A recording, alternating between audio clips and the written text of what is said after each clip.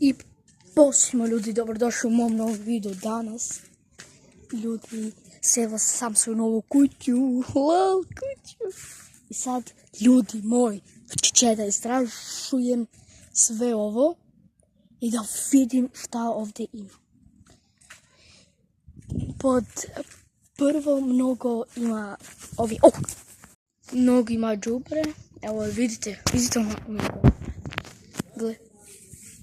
Ovi su naša drva da smo useli jer selili smo se u novu kućicu.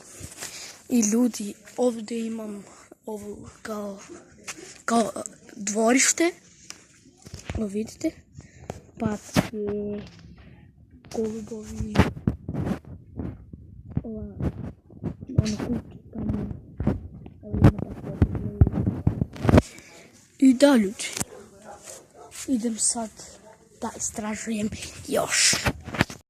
I ljudi, ovdje je moja šupa, ovdje, ovo su moje drva, jer mnogo volim da cepam ovako je drvo.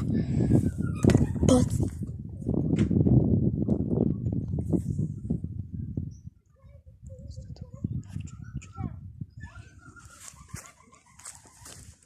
kuća.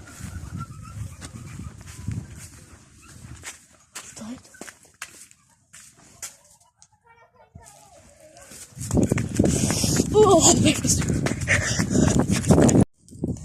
Evo ljudi, idem dalje. Hajde,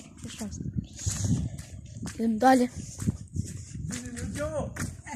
Stop! Hvala. I čujemo se poslije.